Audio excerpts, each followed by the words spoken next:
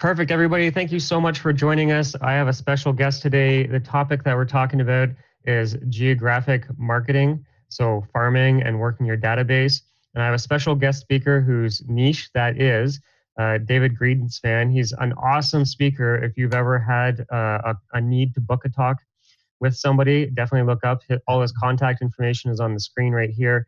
We have him for the next hour, so we're going to pull out as much information as possible. We're actually looking at David's screen right now. So David, I'm actually going to give you the floor and you can take off from here, and I'm just going to kind of interject as you go.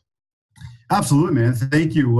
First, I want to take the time to just thank you very much for bringing me on the show today, Dan. I know for myself, this is the first time you and I are kind of collaborating on something, and it's exciting for me because I've heard a lot about the awesome stuff you do for everybody out there. I'm sure everybody watching this that's taking part live, that's watching the replay, you guys are all very fortunate to have Dan on your side there. And I'm just glad to be able to take part in that and add some value today. So thank you again for that. Perfect. Excuse me, the throat seems to be a little bit itchy right off the get-go, which is a great time to have that happen. That's okay. I got my drink with me too. Bubble tea, if nobody's ever had it. It is amazing.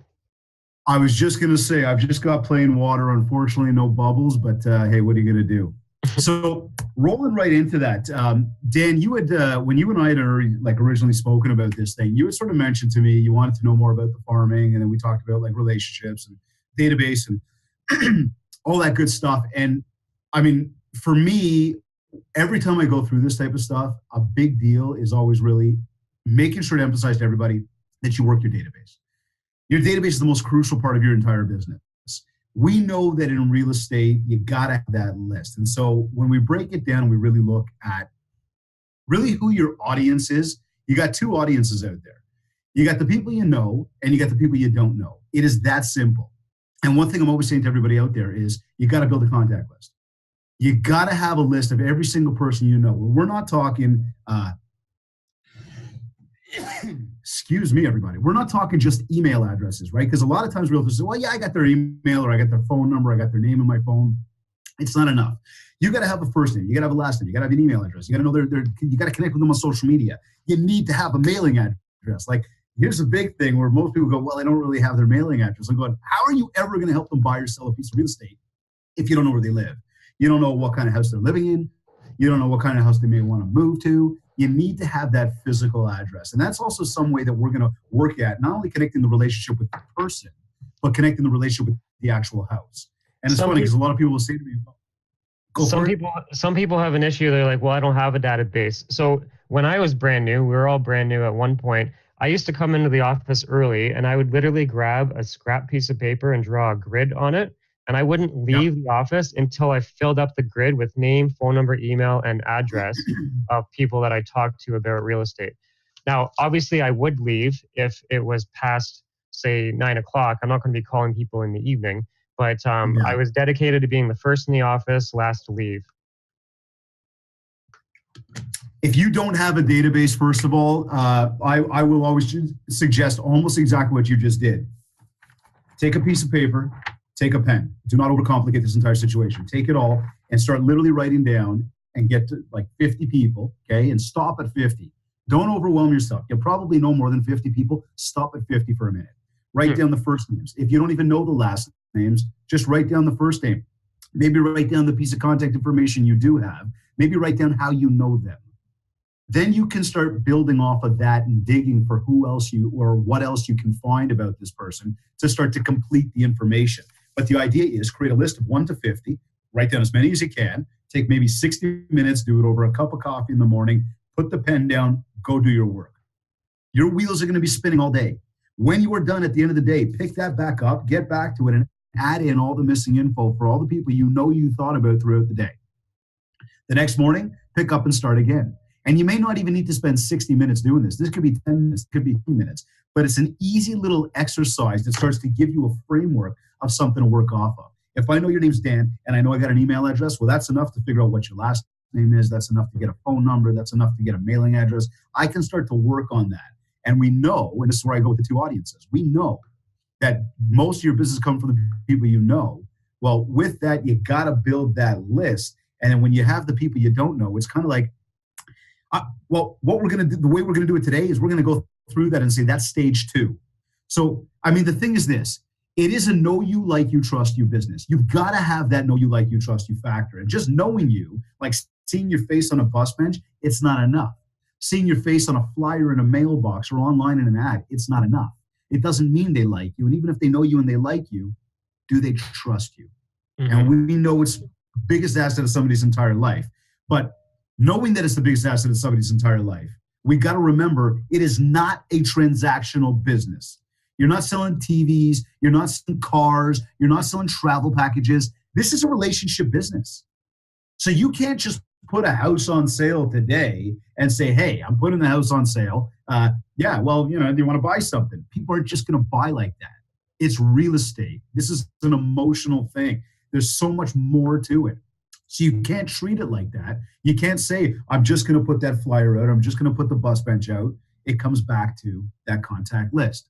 And that's where I'm always going to tell people, this is like having a gold mine in your backyard. You literally just need to mine that shit.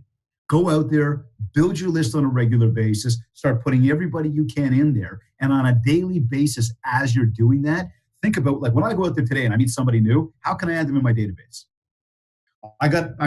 It's 2 o'clock in the afternoon here in Toronto. How many phone calls I've had today from people going, hey, I heard about you through this, or I saw, everybody's talking about you in a Facebook group, or my colleague just referred me to you. And I'm right away going to my database and I'm going, do I know this guy or this gal? And if they're not in my database, right away, what do I got to do? I got to start digging. Oh, how did you hear about us? What's your last name? What company are you with? And as I'm talking to them, I'm going to go online. I'm going to try to find them. I got something for you. So Shihab, can you make a note of this? We're going to include for free this template that I use. So back in the day, when I first got my license, I had to get business cards. So I got my own fancy looking business cards made up. But I also got secondary business cards made up that had none of my information on it. And it had first name, last name, cell phone, and all this other information that I captured of theirs. So when a person asked me for a business card, I handed that out and I'm like, oh no, I'll get your information. I'm going to follow up with you because I got such and such that you'd be interested in. And it was a way for me to build my database. Also, because it was like a business card, when I would go door knocking, if I was talking to somebody, I pulled that out. I could get their information easy, as opposed to a big long piece of paper. It looks like a contract and people are kind of scared off by it.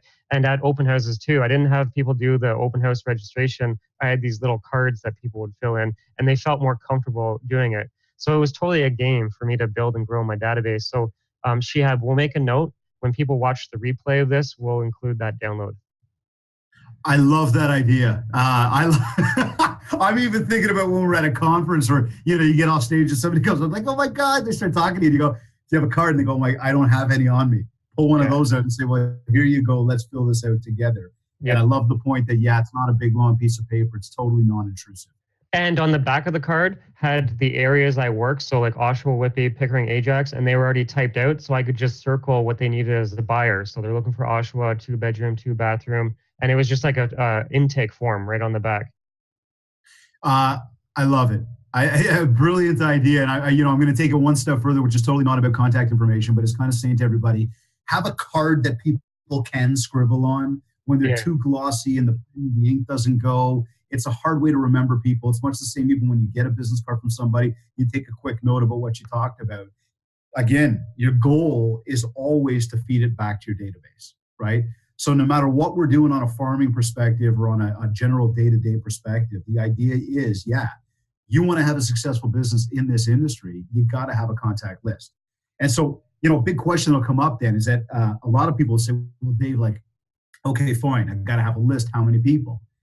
And for years, I used to say to people, look, at least up here north of the border, we got 100,000 realtors-ish. We got about 36 million people-ish. 360 people per realtor, kind of makes sense. And then, you can argue. Some are babies, some are seniors, they're maybe not moving anymore. Okay, cool. And so we break that down and kind of go, okay, 100 to about 250 people a database. That said, though, fortunately with what we do here at KITS, we're dealing with people's databases every day, all day. That's what we do, is we help you keep in touch with your database. And so from there, I get the good opportunity to be able to see people's databases. And I kind of, look, you got agents that are brand new in the business. You got people middle of the road. You got the rock stars. You got the ones that just got in. You got the ones that have been around forever.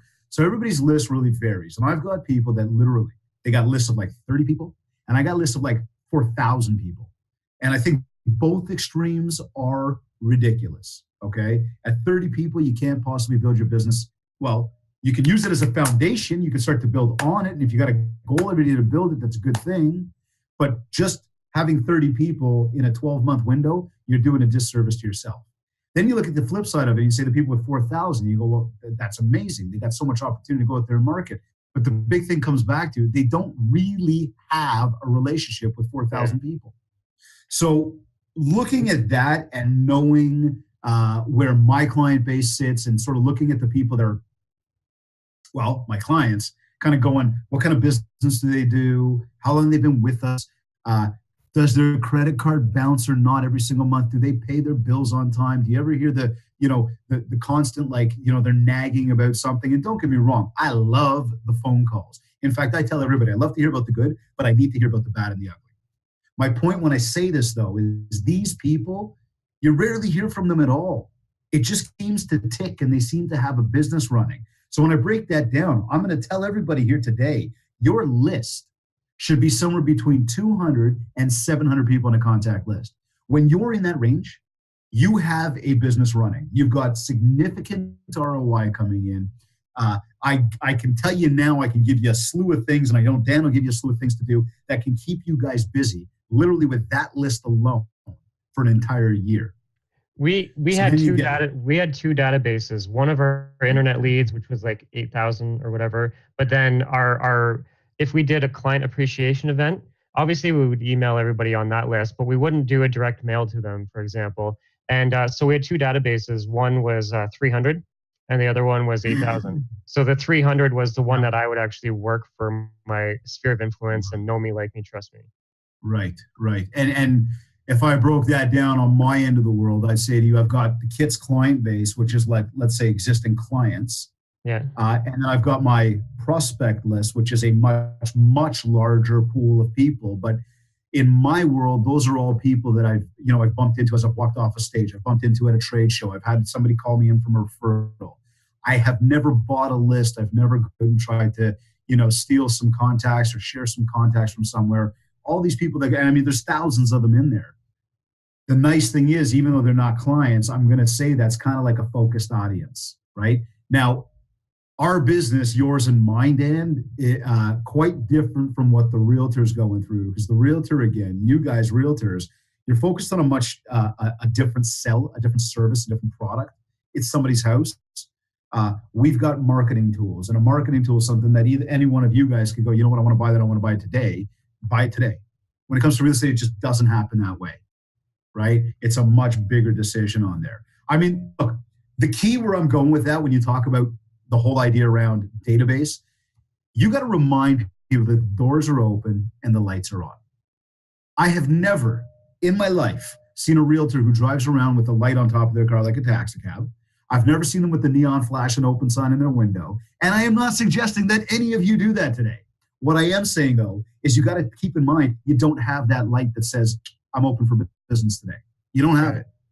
And to think that you got a website, hey, a website's good, but I'm only going there once. And after I've gone there once, I'm never going back. So how are you telling people on a regular basis that you are in business? What are you doing to tell them? And again, when you look at the contact list, if you're going to constantly remind them the doors are open, lights are on, look at it like this. It will be your lowest cost marketing you've ever done. Yep. And your most effective. The ROI is huge. The cost around it, if I sit you on a program like mine, and I'm going to say a program like mine because it's not just mine. I know where the competition is. I know what the price points look like. You're talking $15 a year to talk to one homeowner, one contact on your list. $15 for the entire year. At $15, you can't tell me the ROI. Like the ROI numbers are ridiculous. That's the average that you're finding is 15.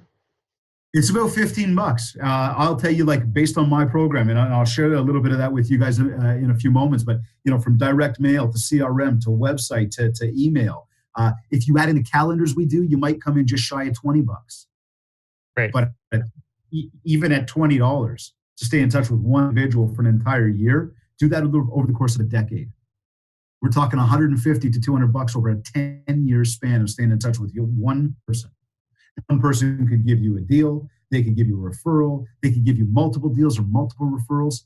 It's just amazing at how big the ROI really comes down to, and how much, why I emphasize so heavily, no matter what you do, hopefully you would use kits, but no matter what you do for your business, you have to stay in touch with your database. It almost insulates you from a recession. Like, obviously a recession will happen, hurt everybody, but it really helps your business when you've got the people calling you, as opposed to you always having to be fishing and hunting. Well, okay, so here, look at a market like today right now. 18 months ago, the market was popping. You didn't have to do anything. You could stick a sign on the lawn today and literally tonight call the guy to take it out because you just sold it for $300,000 over asking. Like, it was an unreal market. And anybody that benefited, great. But you got to look at the fact that when you have that database, right? And we know it's a relationship business. I'm going to harp on that all day long here. When you have that database, I can easily call you up and just do hey, Dan, how's life? How's it going? I can just have a random conversation with you. I don't have to say, by the way, do you want to buy a new home or sell your house? I know the market's bad, but listen, I need a deal. Never going to happen. So what we're really trying to do is, again, leverage the relationship, because the flip side here is to look at group number 2 on the screen here and say the people I don't know. Bus benches, billboards, farming campaigns, online advertising. If we're constantly going out to the random stranger without having a solid base of this, hey, you can see some business from that. But one thing that's guaranteed, you're going to spend more money. It's going to take longer. You're going to work harder, period. In fact, let's go over that for a quick second here. You look at the 2 groups. We know the people we know deliver 70 to 90% of our income. We know the people we don't know, well, would say about 10 to 30%. Now, I've done this in front of thousands upon thousands of realtors, live stages, webinars, you name it, one-to-one coaching. And I'm typically pretty right about these numbers. I did have one guy one day that we were going through this thing, and I kind of said, so you get like 10 to 30% from the people you don't know. And he goes, no. I said, oh, what do you see? He says, I see 4%. I said, you know your numbers like down to like the penny. He says, buddy, I know exactly where I'm seeing my business from. Now, the crazy part was this guy was spending $4,000 a month on marketing, client of mine. He's only spending $400 with me, which means the other $3,600 is going towards people he doesn't know. Right. And I'm going, but you 4% return, do the math. And he kind of looked at me. I said, so like that bus bench you're paying for and the hockey arena that you told me you're doing, all that stuff, is that just so like you could see yourself when like you're there? And no joke, he sort of sat back in the chair, adjusted his tie, and he looked at me and goes, man, you just call it as it is. I said, it's ego, brother. You're just doing it to see yourself, because how much ROI is it delivering? You just told me, not enough. Look at the numbers a little deeper here. If you had 400 people in a contact list versus say 3,000 people that are in like your farm area, $500 a month that ran you to talk to your contact list. But it was literally only another $500 to talk to like 2,600 more people. You're getting 10 to 20% return from your list. It's like happening pretty quickly, and it represents 70, 90% of your biz, whereas the other side is going to be about a 12 to 36 month climb. You'll see business from it, but we know that it's a lot slower, and it's going to take a lot more money and a lot more time and a lot more effort to pull from. Mm-hmm. But it's only $500 more a month, and you get like 2,600 more people. Which one's the better list? Naturally, the answer is going to be number 1. And for anybody watching this right now, again, replay, live, whatever, this is what 99% of realtors will tell you.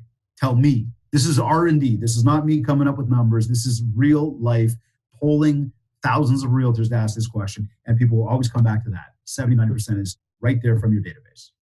Mm-hmm. So the key here, identify the fact that your database is where your business comes from. Once you know who your audience is, and you can sit back and go, yes, I agree with this. I get most of my business through referrals, through people I know, wicked. Have a plan in place to go after those people. Have a plan in place to really focus on that audience on a daily basis. Now, the next stage here becomes, you've got to come up with a budget. And I joked about this with you yesterday on a call. I will ask that question to people. They'll call up and they'll say, how much does it cost? And hey, you want to know how much it costs? I'm going to ask you what you can afford. So what kind of budget do you have? And as you're watching this, you might be thinking, well, it depends what it costs. Or you might say something like, it depends what it's going to do for me. And I'm going to say, no, it doesn't. It doesn't depend on any of that. It depends on what you can afford.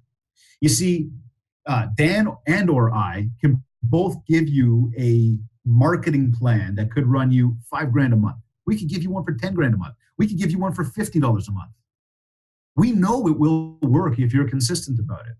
However, if you haven't got the scratch to go $5,000 a month, then as great as it sounds, it doesn't matter what it costs. You can't afford it. Mm-hmm. So the big thing here is trying to determine a budget, right? How much can I really afford to put into my marketing? And well, unfortunately, most people don't really know the answer to that. So let me give you guys a little hand, okay? First thing I want you to do, I want you to determine your needs. What do you need in life? I need to pay my mortgage. I need to put food in my mouth. I need to put clothes on my back. I need to put, gas in the car. I need to pay insurance. I need to pay my cell phone bill. Think about all the things you need in life. And when I say need, I'm going to say like staples. Like there's going to be a bill that is going to come into your inbox or mailbox every 30 days, whether you like it or not. You need to pay that money. Take whatever that pool is and calculate it all and put it aside. For some of you, it might be $500, which I'd love to know how, because it costs way more to live these days. But for some of you, it might be $2,500. It might be $5,000. It might be $10,000. It could be a whole big number, whatever it is. We know you got to bring that money in literally every single month just to survive. Mm-hmm. So take that money, calculate your needs, put it aside, write that number down, that total number, and put it aside. The next thing you do is you calculate your wants. What do I want in life, right? I want to go for lunch instead of like bringing one from home. I want to get my hair cut. I want to buy that new pair of shoes. In my world, like I want to go see the Leafs play. I want to put more chrome on my Harley Davidson. Like there's things that I want that, hey, we get up every day, we work hard, we want to buy stuff, we're going to go out and buy it for the most part. Mm-hmm. So if you know you're going to spend that money, take that money and put it aside. Now, granted, November, December is going to be a hell of a lot more than you might spend in January, but take an average of what those 12 months look like on your wants and put that aside. Now you know your needs. Now you know your wants. Take those two numbers, put them together and figure out how much money at the bare minimum in order just to live do you need to bring in every single month. Once you know that number, now we can explore your budget. How to determine budget is pretty simple. What we do is this. We've taken those two numbers, we put them aside. Now I'm going to ask you a question. Can you afford to spend $50 a month on marketing? If your gut reaction kind of goes, yeah, I think I could, 50 could work, well, then 50 is your number. But if you're going, yeah, I could do 50, well, I want to know, can you do 100? And if you're like, yeah, I could do 100. Could you do 200? Yeah, I could do 200. Could you do 400? Yeah, 400. Could you do 800? 800 is a lot. Okay, could you do 700? How about 600? Yeah, I think I could do 600. 500 is your number. Okay, why not 6? Well, because you still hesitated at 6. You kind of guessed at it. You weren't totally sure, which tells me you're not 100% comfortable. But $500 you could do. Hey? Total gut check. That's exactly what it is. And like, Dan, when I'm doing the one-to-one coaching with people and I can literally like look at you and watch your eyebrow go up or watch that little bit of uncomfort, that's where I know that number's too high for you. And we got to be realistic about it. It doesn't mean you can't move up after. But what you don't want to do is start up here and then have to cut out and reduce, because all this stuff that you spent on and you implemented, hey, it ain't going to happen overnight. Let's be real. Mm-hmm. It's going to take time. Wasted right? time. So what we're trying to, you're trying to step it up rather than step it down. So when we get to that $500 now, we know that's your number. Well, the next question becomes, can you spend it next month? Yeah. Could you do it the month after? Yeah. Let's fast forward to the end of 12 months. You spent 6 G's this year. Could you spend 6 G's this year on marketing? Yeah. Cool. One more question. You spent 6 G's this year. You didn't make a penny on that money. And quite frankly, it's not going to happen, but let's just say it did. You didn't make a penny on that money. Could you afford to spend that money? And if your answer is yes, then we've determined your budget. We can take literally right up at the top of my Model T, you can write $500 a month and write $6,000 for the year. We now know that is your pot to work with for your marketing.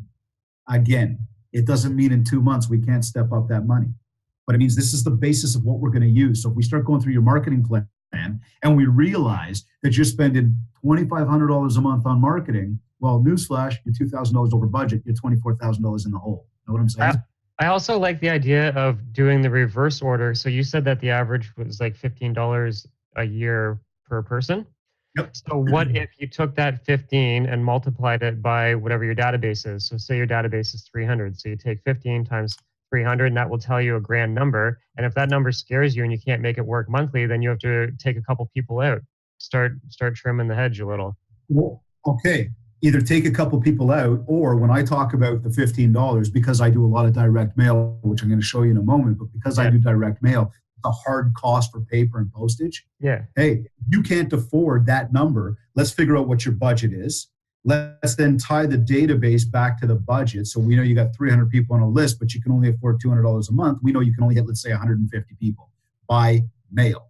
The other 150, or the sum of the 300, we can still email these people, and now they're not going to cost us money. We're not going to have the $15, right? Yeah, so our internet leads were all just basically internet, email and texting and video.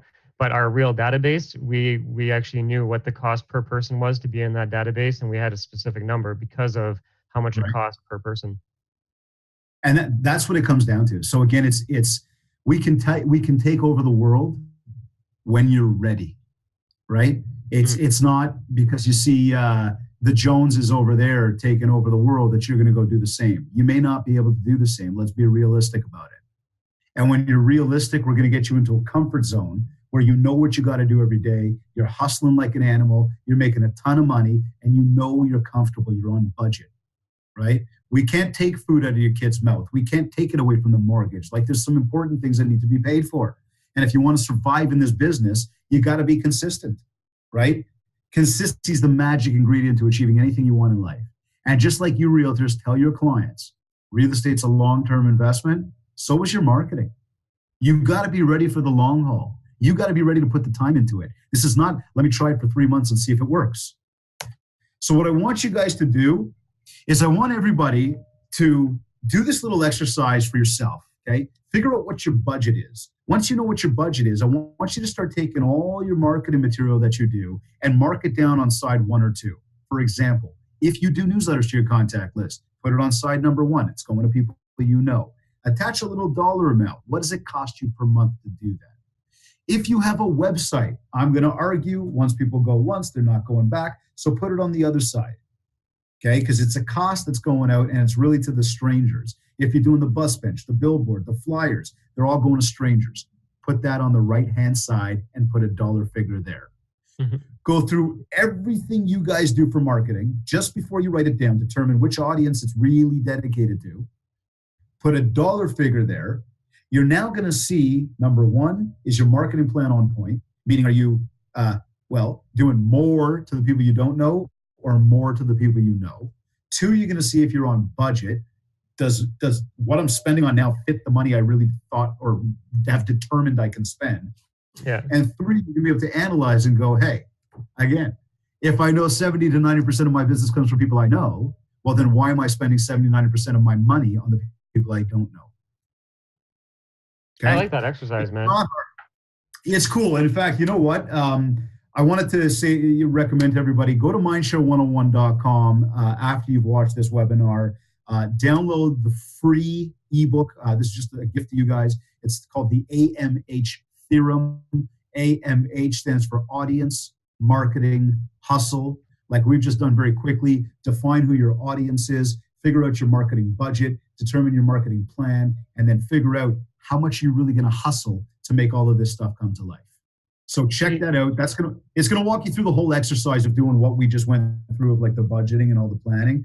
Yeah. Once you've got this book through it, you can do it at 3 o'clock in the morning if you're bored. Oh, that's cool. Shihab, can you make a note of that, and we'll include a direct link in the show notes? Thanks, man. Yeah, man. Now, just real quickly, we talk a lot about database marketing. We've mentioned kits a few times on this webinar today. Looking at some of the tools there, and guys, again, I'm going to introduce this as a basis to how you stay in touch with people. I will tell you that kits is an option for you to stay in touch with people. We like to think we're the best option out there. We invite you to come and call us and learn more about it. Check out the website. That said, what we do is we introduce something called cross-channel marketing. And that's the point of this right now. So many people will go out and say, I'm just going to do email, or I'm just going to do social media. I'm just going to use video. It's not enough. You don't know, and I don't know, who's reading your paper, who's reading your email, who's looking at your social media. You just have no idea. You're going to get some people say to you, well, I don't need to get the paper. The email's fine.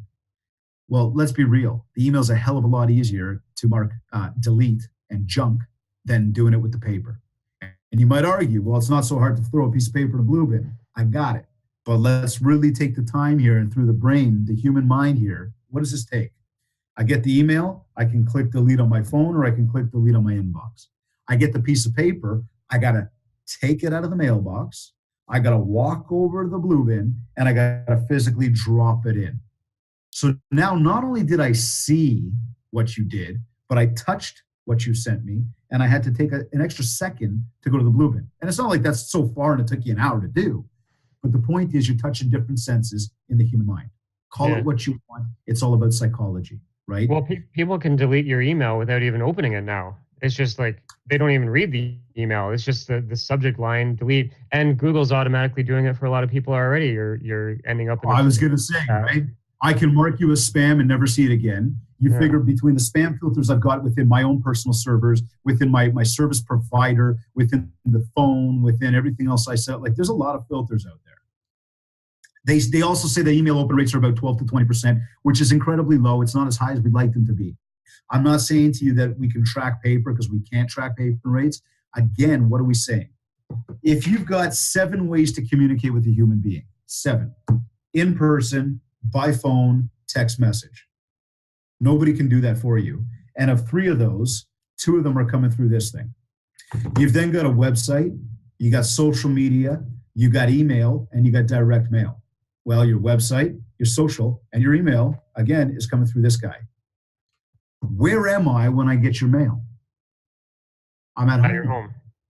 It's the only piece of your marketing I actually get when I'm standing there looking at my house. Mm-hmm. So again, it's a subconscious connection to you at home. And I said this a few minutes ago. It's not just about connecting with the human being anymore. It's now about creating a relationship with the house. And as crazy as some of you might be looking and going, that sounds just ludicrous, think about it. If I took care of your home, and I'm actually going to give you a few ideas in a minute, but if I took care of your home, connected with you, kept you up to date about what's going on, not only through a real estate perspective, but who knows, man, maybe, once a year I bought you a new snow shovel. I don't know. Little tiny things through the psychology of the human mind, you're going to start to connect me with your house. Mm-hmm. It's all about connections, right? So what we're doing here is we've got the CRM, Loop CRM, which is a fully robust real estate CRM. It's got, a lot of the bells and whistles you're looking for. I encourage anybody to sign up for a free 30-day trial. I want to offer that to everybody here that's listening to this. So guys, just go to the website, hit get started, fill out the form. We'll set you up an account. We'll get in touch. We'll try to set up a training opportunity with you, teach you a little bit about it. And from there, you figure out if it's something you like or not. But we're going to really try to empower you so you understand how to take advantage of it.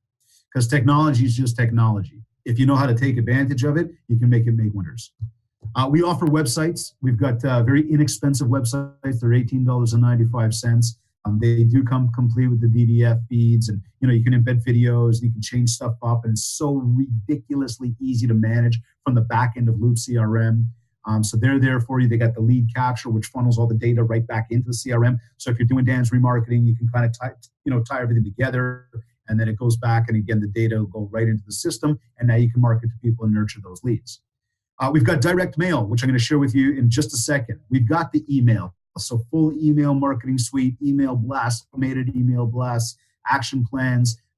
Drip campaigns, analytics to tell you who's opening, who's not opening. And again, that's disappointing to look at, unfortunately. Social media content, we help people come up with social media as well. So we'll come up with a little bit of content 3 to 5 times a week. People can take it, literally share it out, put it across their network. I didn't know that. Listen, it's something to say. That's it. Well, what I like about you guys is you actually create the content for them, and I didn't know you did the social content as well. I thought it was just the direct mail and email. And like when we were doing direct mail back in the day, I was the one that would have to create that monthly newsletter, and I was always spinning my hamster wheel on trying to provide value because I never felt it was good enough value. It was just like, how do I make it real estate related? How do I not be cheesy about it? And I had all these like things going on in my head. So I like how you guys create the content, the hardest part, and the delivery system. And I didn't know you did this. That's cool. Yeah. Well, okay. So here on the social media front, let me just be clear about this. My guys are going to go in and scrape some content from the CBC, the Globe, the Post, whatever it is. We're going to put it in the back end of Loop. And if you've got nothing better to say, click the share button and it'll spit it out. It doesn't look originated from us. It'll look like it's originated from the original writer, being again the Post, the Globe, whatever it is, the publisher, right? But again, it's something to say. If we had enough time on this call today, which again, I'll always run out of time because I talk too much, but if we had enough time on this to go down that whole idea of social strategy, which I imagine you've harped on in all of your coaching calls with your people here, but it's so much about organic. It's so much about you getting involved, you being engaged, you coming up with your own content. And when you're doing that, you can then take additional content that maybe the mind has a mind block or whatever, you want to put some new stuff out. That's where our stuff can help you. That's where guys who are advertising for you through Facebook and Instagram and whatever else can help you because you're starting to come up with your own content.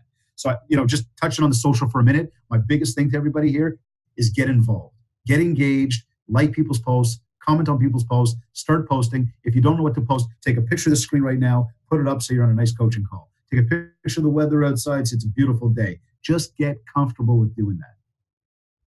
I'll move on.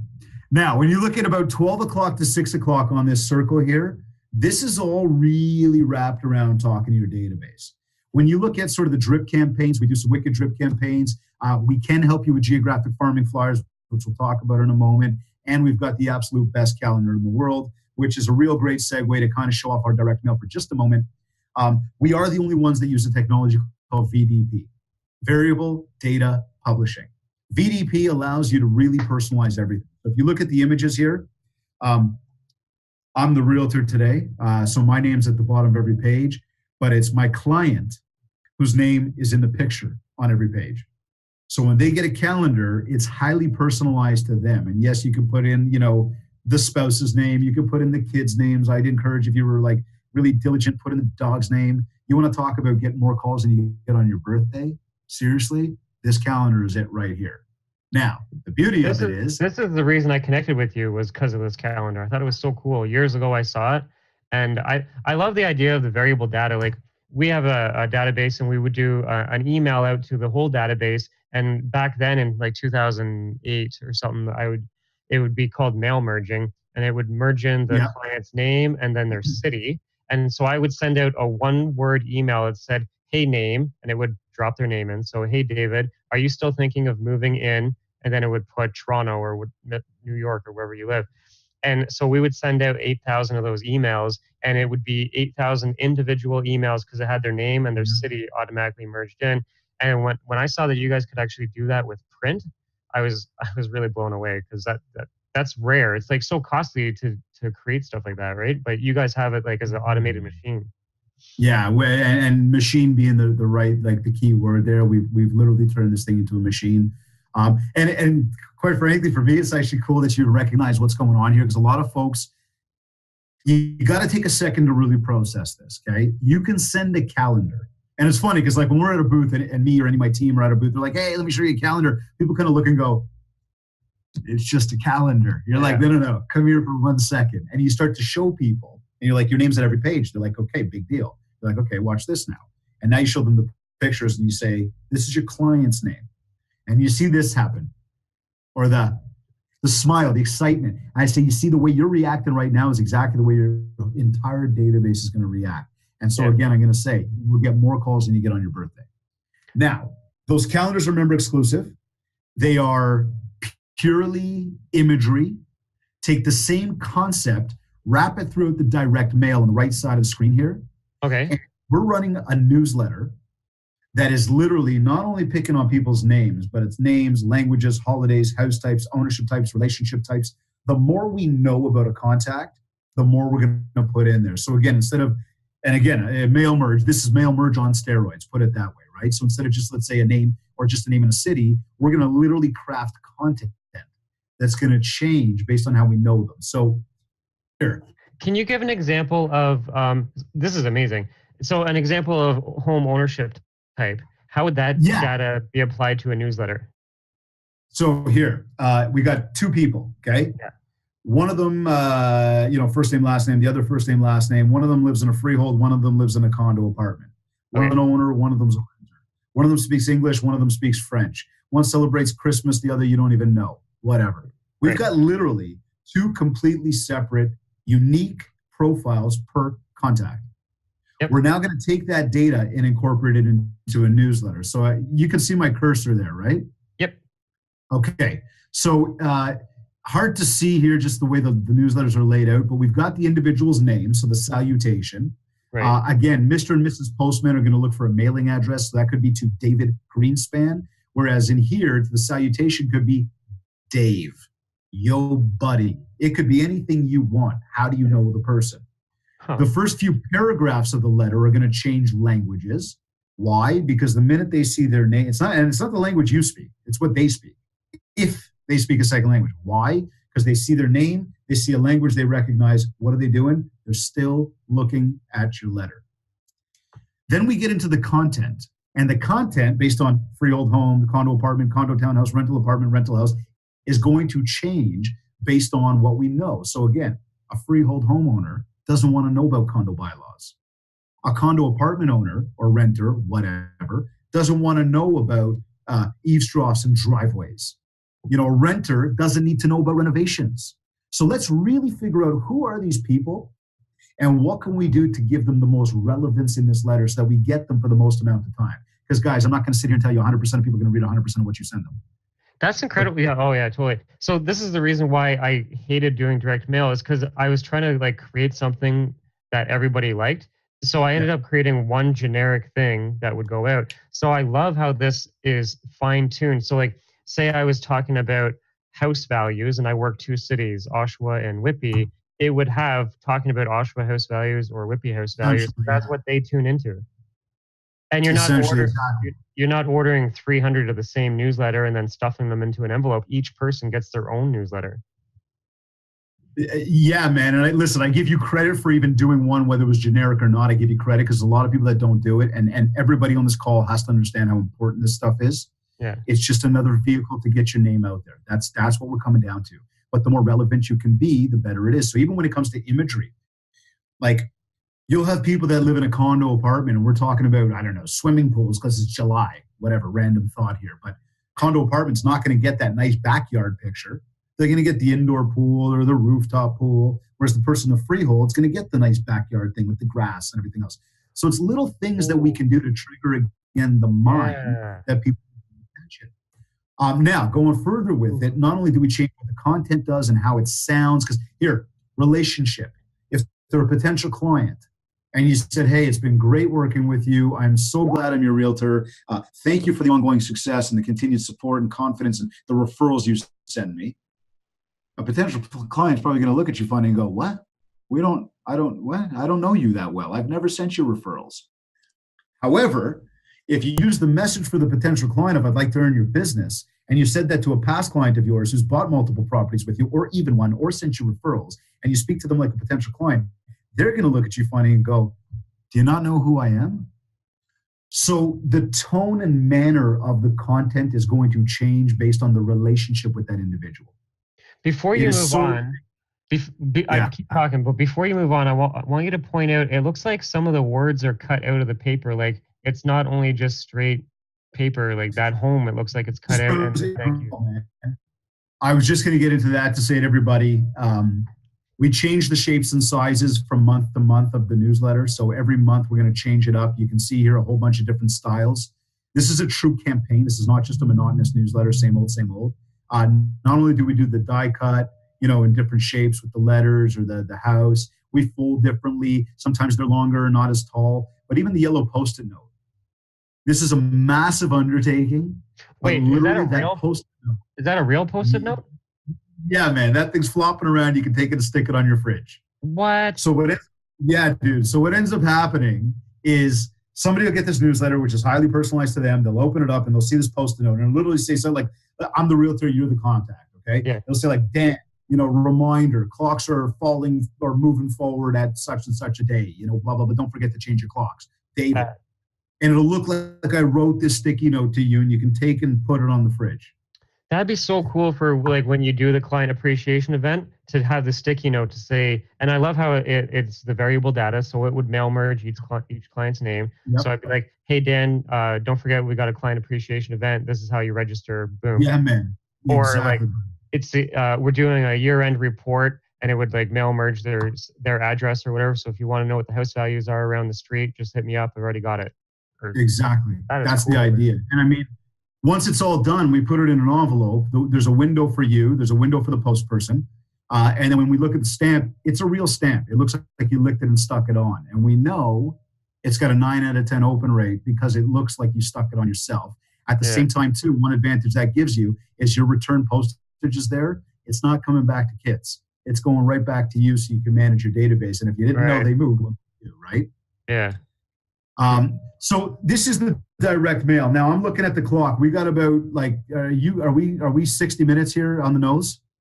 No, you're good. It's getting recorded. If people have to leave, okay, cool. Because I want to get to the bread and butter. Well, I want to extend on the whole idea of farming, and that's where we're going. But it was important to be able to convey to everybody that you got to work your database.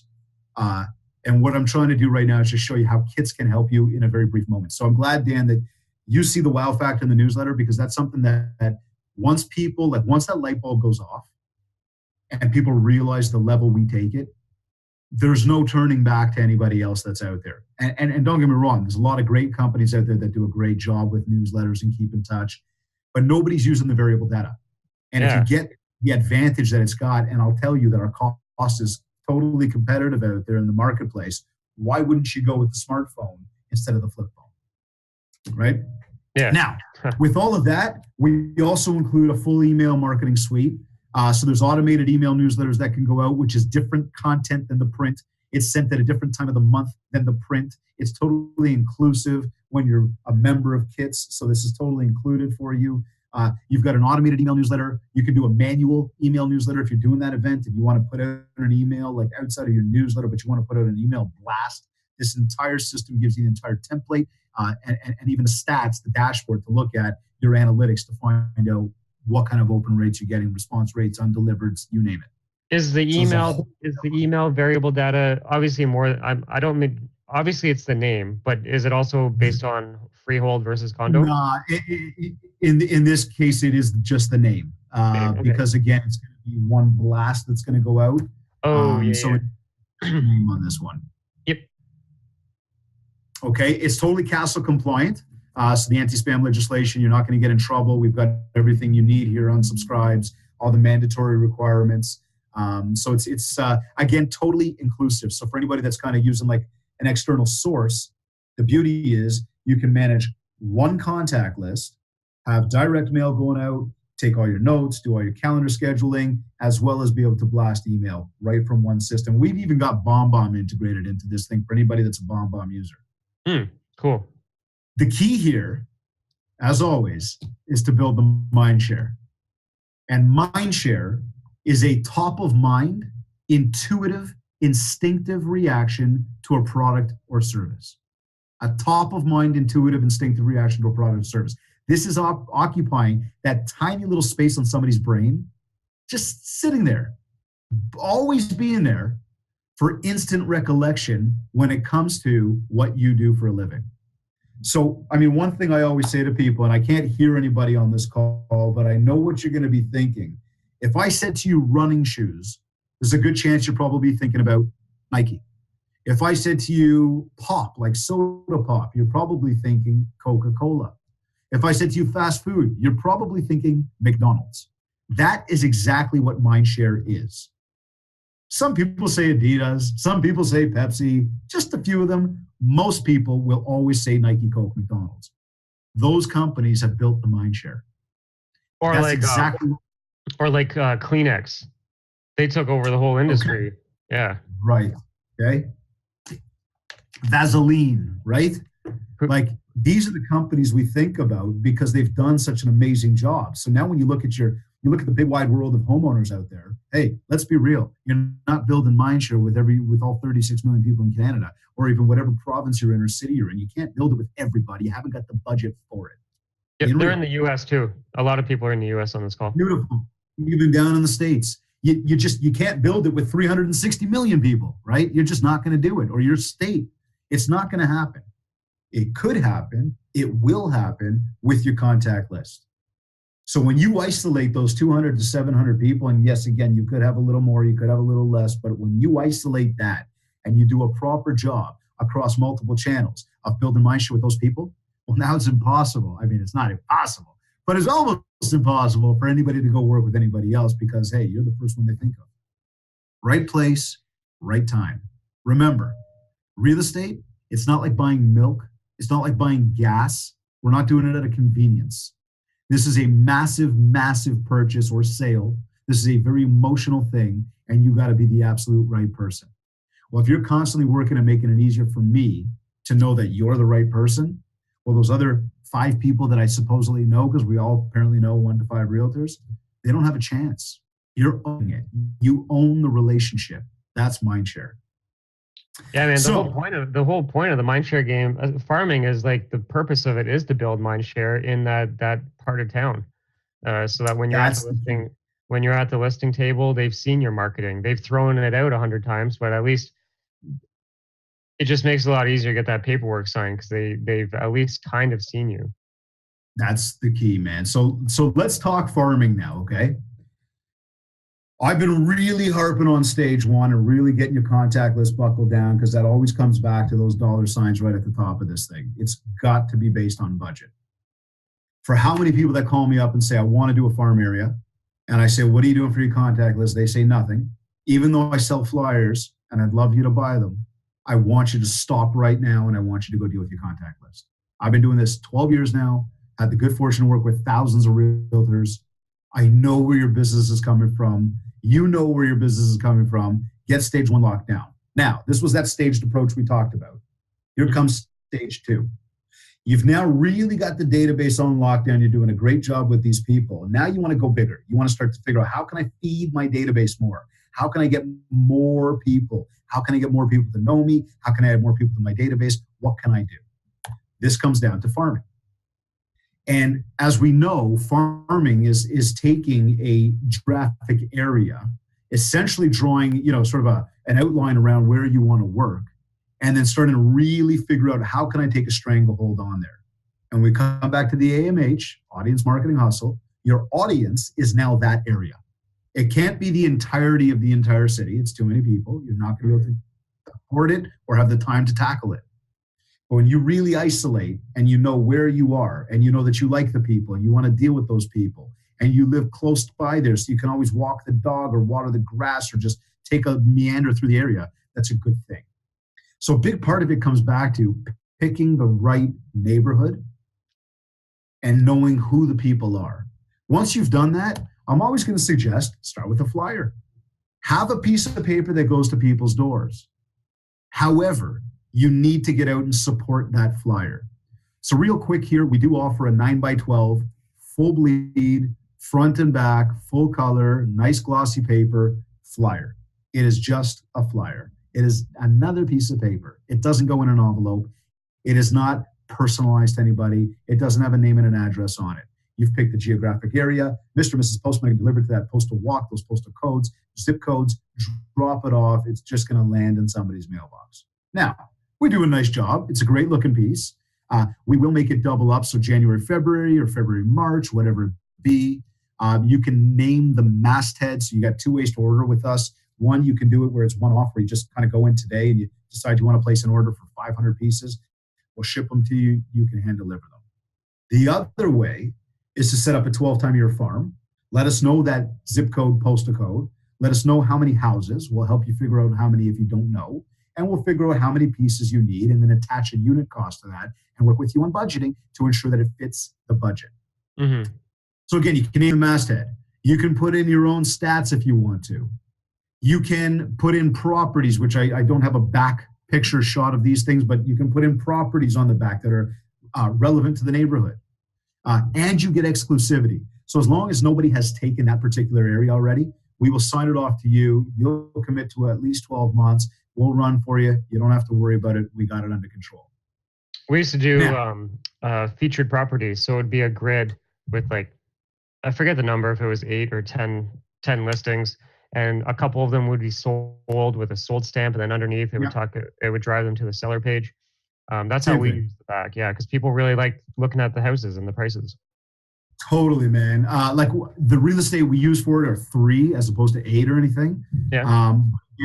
Within that, it is there. You can upload the image, you can put a description, you can put a status, you can put a headline, so you give people what to look at. And of course, where's your natural call to action? Go to my website, email me, call me, whatever it be, right?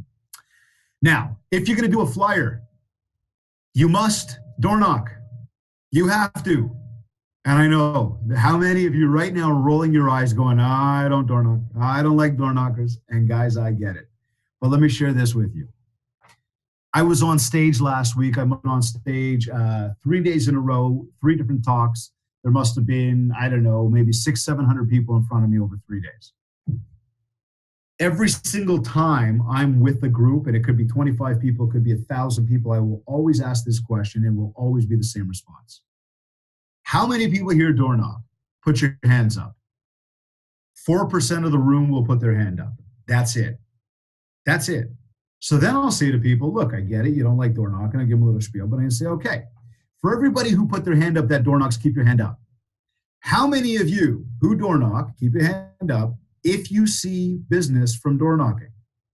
And you watch how 99% of those people, those 4%, keep their hands in the air.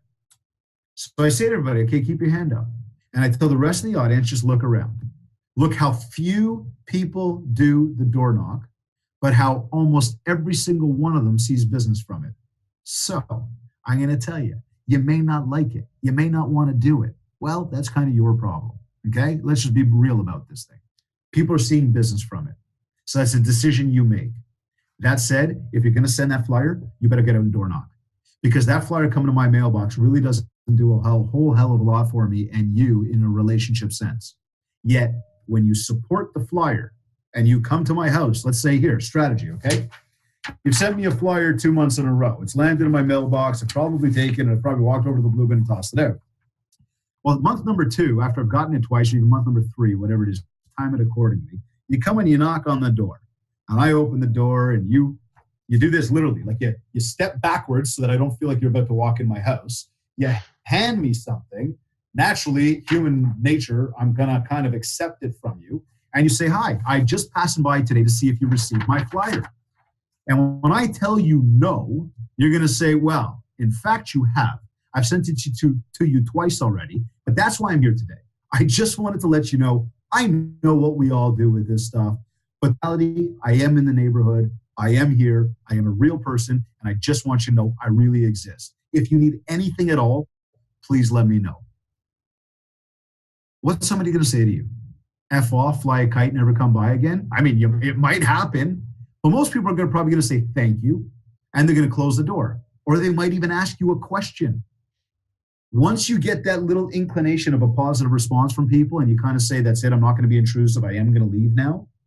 Well, that's where you mark down the house you were at, mark down what you can about that contact record, keep moving, knocking on the rest of the doors. And when you get back at home at night, open up your CRM, add these people into the database because you're now feeding the list over from the strangers to the people you know, and start to write everything you can about these people. Put them on your proper keep in touch program. You told them to stay in touch, do it. Don't hesitate to go back again and reintroduce yourself and tell them you're real. I've got a good strategy for people that are still feeling resistance from the door knocking. Now, I door knocked and I never once had a bad experience from it. In fact, of all my lead generating, the best quality leads that I got, ongoing was from door knocking. So if I door knocked an hour, my average was 2 appointments per hour, which was a high average. Wow. And that was of like a buyer or a seller. And my story was this: I would write up a letter of my clients and why they want to buy in that area. And then I would knock on the door. They open the door. I take a step back, like you said, to create breathing room. And then I said, hi, we're looking at buying a home in this area. And I don't suspect that you're thinking of moving or not, but we really want this area. And I pull out the piece of paper and I'm tapping to the map because I know what area I'm door knocking. I put a map of the area. So they recognize faces. They don't recognize names. Just like when I tap to the map, they see their area. So they're like, oh, what's this? Now they're looking at the piece of paper. So because they're looking at it, I kind of smacked it to do a pattern interrupt because they're not listening to me anymore. They're reading. So I pattern interrupt. I'm like, no, this is for you to keep in case you can think of anybody. So like I say, I don't suspect you're thinking of moving. Can you just steer me off in the right direction? Who do you know in this area that there's a chance that they would be moving? And you're good, buddy. You're good. I like that. And so what I'm doing is I'm giving them permission to get rid of me right off the bat. And I never want, the only bad thing that happened was the people that wouldn't open the door and they're staring at you at the window. Like that was the worst. That was the worst thing that happened to me, nothing else. So the door knocking worked out really, really, really well. If you don't have a buyer in that area, don't go door knocking saying you have a buyer. So I actually had buyers in specific areas and I had like 6 buyers. I had 6 pieces of paper for 6 different areas, especially if they're in your farm area. If you ever have a buyer that's even remotely close to being in your farm, as far as the style of home, the price of home, and the area, you should door knock every time you have a client just to reconnect with people. I love it. And you know, it's funny. I'll get people that come to my door. I love your strategy. In fact, I'm probably going to utilize that at some point when I'm talking to people. Say, my buddy Dan Wood does this. Wait. You can give that away. And I also, in my pocket, was those business cards that we're going to give everybody as a template. So then I would get the information. Then what I would do is at the end of my door knocking, because I'm tired, I want to go home and I want to kick my feet up, I would line out all of the cards on the seat of my car or the hood of the car, and I would take a picture and then send that to my admin, and they would add it to the database with all of the notes, the contact records, because the agent, at the end of the day, they're so tired, they don't want to put it in. So get it off to somebody else who will. That can work too, right? Like, I mean, one more thing on the door knock there is that I'll get people that come up to the door, and here's, first, when you come to my door, you better be prepared. And you're not going to know it's me until I open that door. But like, if you see me, you better be ready. Because I got a few questions for you. In fact, it's the same question repeatedly until you answer it properly. So somebody will come to the door, and you open up the door. And again, I love door knockers. But you open up the door, and they say, hi, my name is so-and-so. I'm with ABC Brokerage. And I just want to let you know I'm in the neighborhood. And I'm wondering if you're, looking to buy or sell a piece of real estate or whatever, right? And you kind of go, hey, thank you so much for being here. Really appreciate you coming by. Just so how can I help you? And they kind of look at you. They go, well, I'm just in the neighborhood. I'm just coming by, and I wanted to introduce myself and, see if this and that. And you're like, hey, that's great stuff. So how can I help you? And they kind of look at you funny, like, you just asked me that. I said, well, like, why are you here? And now they kind of look at you and they're thinking, first of all, like, uh-oh, I think I just want to leave. And you're like, hey, just hold on a second. Like, why are you here? And at that point, most people will look at me and just go, okay, what are you looking for from me as an answer? And my whole thing is like, are you here to put a sign on my lawn today? And they're like, like deer in headlights type thing. No. I said, like, I know you'd like that, but like, is it realistic? No. So why are you here? And at this point, they're just mute. That's when I'll pull out a kit sample package and be like, read this and call me. Done it multiple times. But the real answer is this. Why are you here? You're here to build a relationship. That's it. So always remember that. You're not there to sell anybody. If you get that appointment, beautiful. But you're not there to try to get a deal that night. Guys, it's never, ever going to happen. So go into that with the proper expectation of what you're looking for. This way you walk away going, I achieved it. And now you're just there to build a relationship. And again, add people into your CRM. Start to nurture what's going on, right? You're taking them from, like, if it's your administrator or if it's you, you're putting them into the database, you send them up on your ongoing marketing, and now you're going to continue to build the mindshare with these people. It's actually going to come to life. This is about nurturing the database.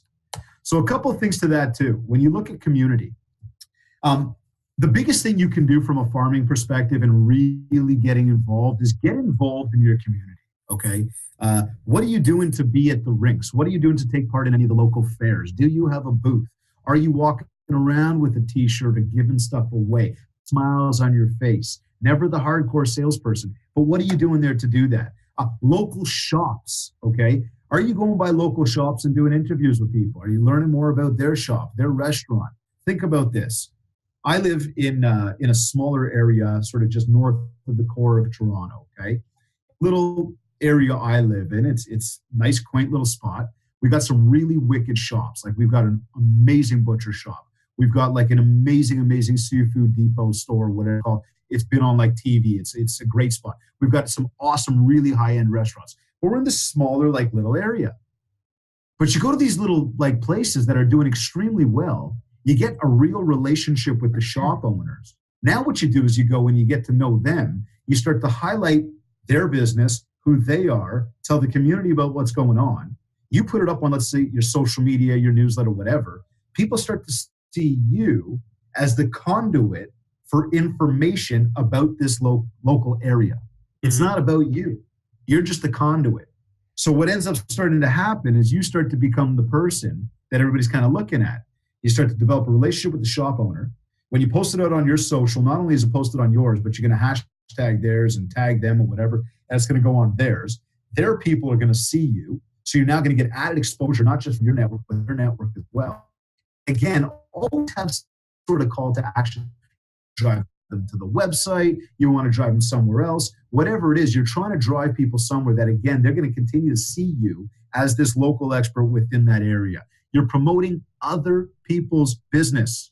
And again, what's cool about the kits thing is if you were doing that with the local shops, say the barber shop, the butcher, the baker, whatever, when you do the direct mail with the calendars that would have the variable data, you could actually use their business name right in there. And you're not just mailing it to one person's house, you're mailing it to their business who they have like 4 or 5 staff, so your database actually is a larger database than you think.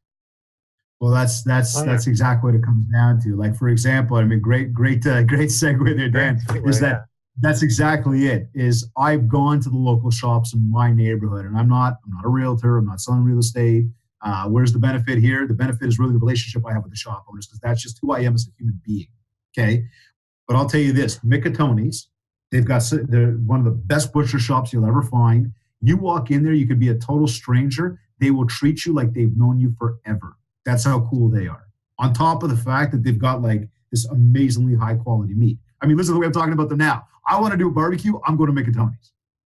Point is, I put a calendar together for them, and it's hard to see in this image, but these cards, each card, it's not the 7 and the king and the this and the that. This is actually the letter M and the letter I and the letter C. So these cards are actually spelling Mickatoni's. Oh, cool. So what do these guys do? They put it up. Yeah. Why? Is it because of me? No. It's because of them. Yeah. But I'll tell you now, you walk in there and you're going to pay for your meat, and you look at that fridge that's right behind the cash, guess who you're going to see? Mindshare. Yeah. My dentist has it. My dry cleaner has it. My dry cleaner doesn't even speak English. My hairdresser has it. So everywhere you go, that I go, you're going to see one of the calendars there. And why are they keeping it? Not because it's me, because it's about them. But this is, again, that idea of connecting with the shop owners and starting to create that relationship. And I mean, here, by the way, my dry cleaner, if I drop something off on Monday and she says Friday and I say Wednesday, she says okay. She can't, her and I, the English is so broken because of the language barrier. She went home to the Far East and she came back with a bottle of wine to give me as a gift. Right. Why? I treat her properly like a human being. I've built a relationship with her. I'm a good, loyal customer. It's relationship. So you don't think that when I go and I tag Mickatoni's, because I actually tagged this picture and I said best butcher shop in town, I didn't say look at me, look at me. You don't think they took that and shared it across theirs and then commented on mine and put it on their Facebook, on their Instagram? Of course they, and who was getting seen? Remember, it doesn't mean I monetized anything, but I've definitely solidified a relationship.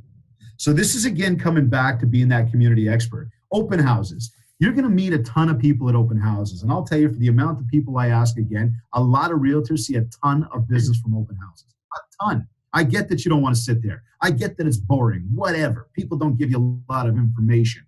If you're really, really good at what you're doing, this lead.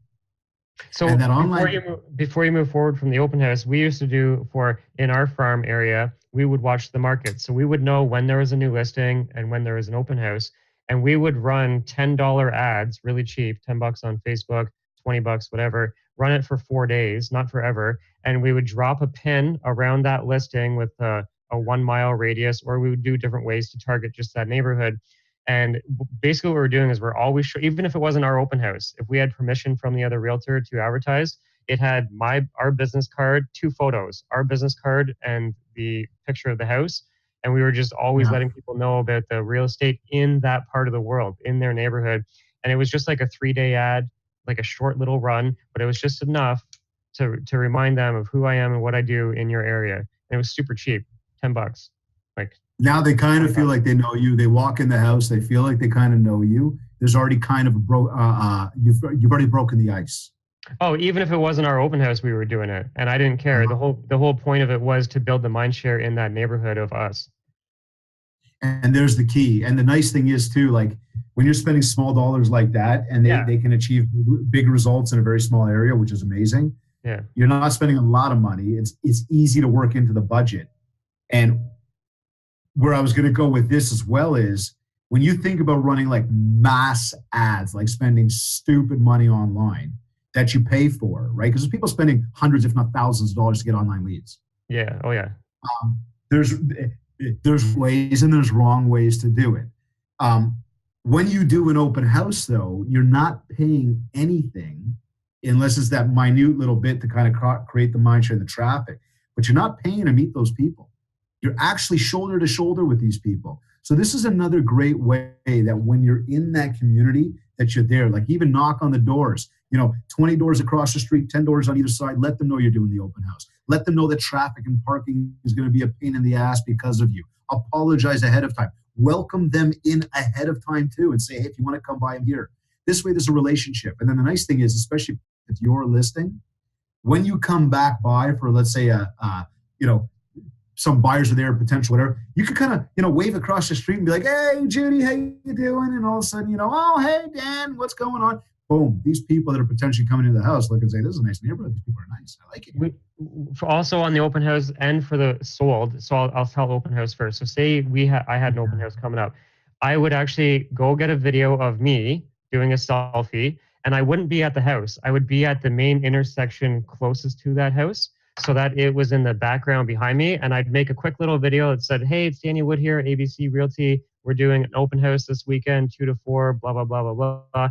So I would make that video, and the first 10 seconds is of me and of the background, which everybody recognizes because they're all from that area. But then we would edit and have our photos of the property throughout the rest of the video. So say it's a 30-second video, the first 10 seconds is of me looking at the back, like with the background behind me, and I'm talking. And then I use that 30-second clip to actually add the other photos just with video editing, and then we would run it.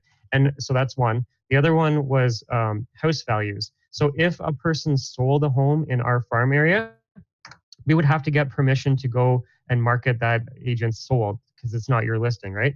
So instead of us talking about that property specifically, I would go and make a video of me standing at the park. I would say, hey guys and gals, a couple homes just sold in this area. And what we know is when one person buys a home, there's usually 2 or 3 others that were looking in the area. And so if you want to be next on the list, just hit me up, blah, blah, blah. So same thing, I wasn't standing in front of the listing. I was standing in front of the main pillar, the local park, the corner store, the school, something that everybody in that community recognized. And then I would drop a pin and target just them. $5, $10 every other week. Amazing. Yeah, it's amazing. You guys have wicked ideas, buddy. I like it. I'm taking notes over here. This is good. Open house. I mean, some other ideas that you can do. And I mean, this is the type of stuff that, again, you got to budget accordingly. You got to know what you're doing with it. You got to have the desire and the drive to support it all. I remember back in the holidays about 2 years ago, I went home and there was a number 10 envelope sitting in my door.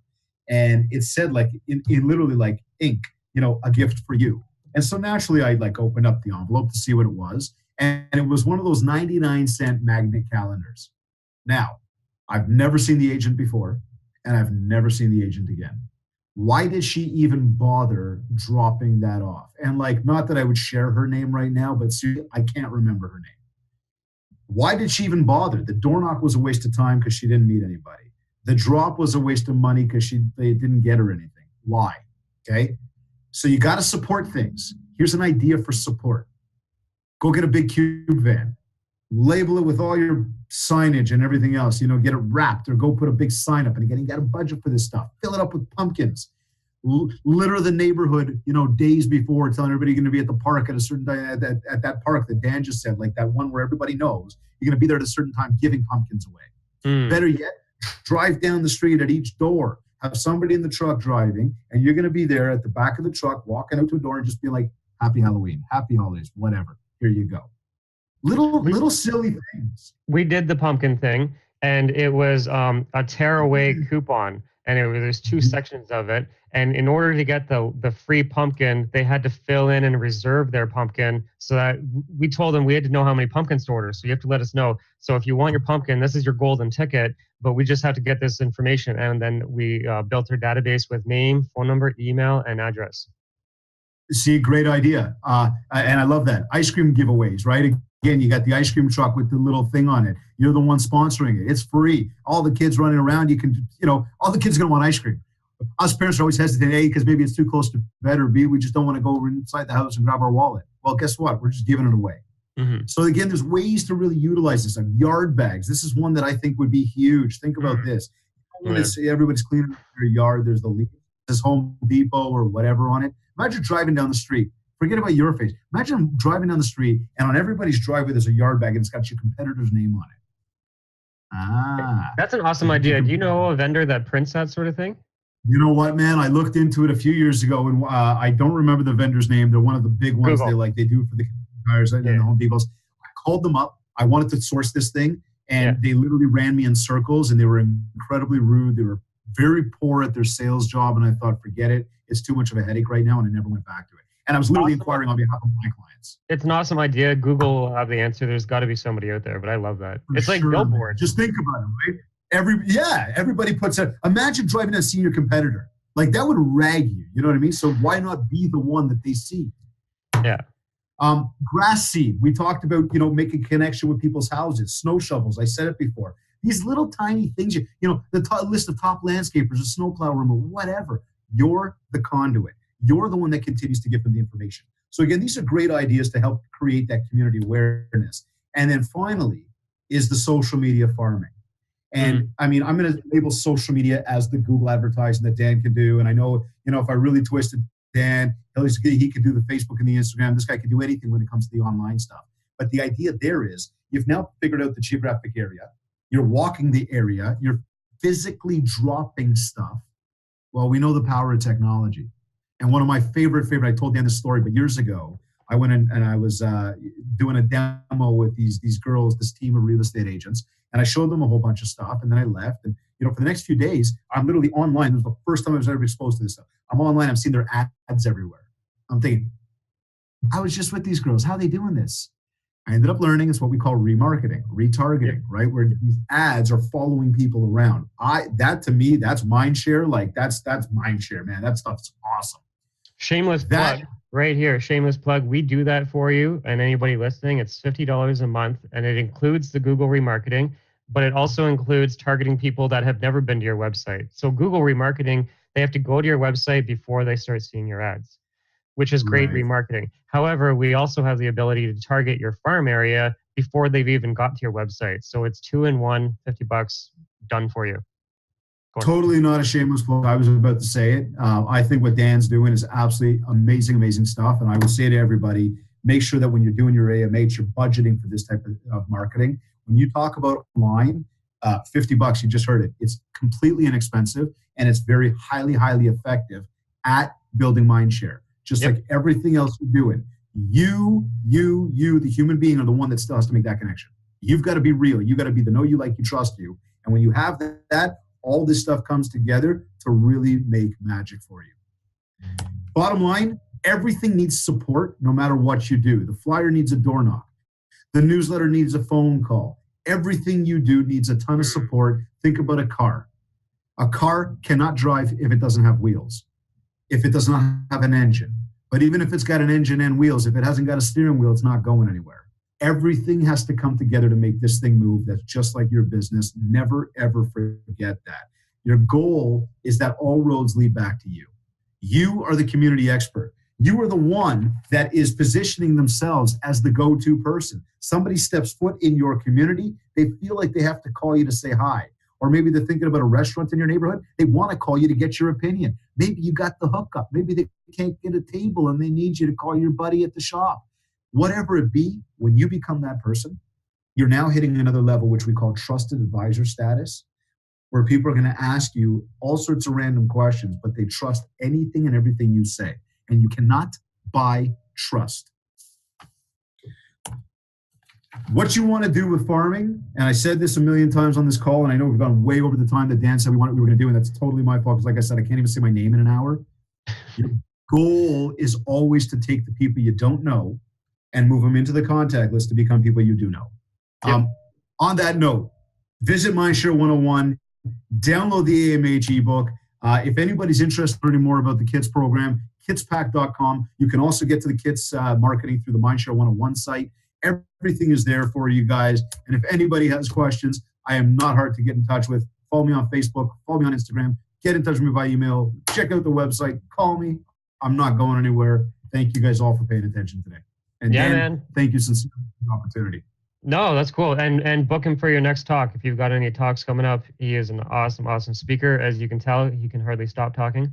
And so cool, man. No, that was exactly what I wanted for everybody. So we'll cut it off here. I know I kind of wanted to go in back end and look at things, but we'll save that for round 2. We'll do another session in like 6 months or something. I'm in, bro. Cool. Well, everybody, thank you so much for having us. Okay, bye. Go Mindshare. Hey, if you want to close more real estate transactions, get more buyer leads, and get more seller leads, click this button right here. It'll take you to our real estate group coaching page. Also, if you like this video and want more, you can subscribe by pressing this, or you can check out some of my past videos here. Enjoy!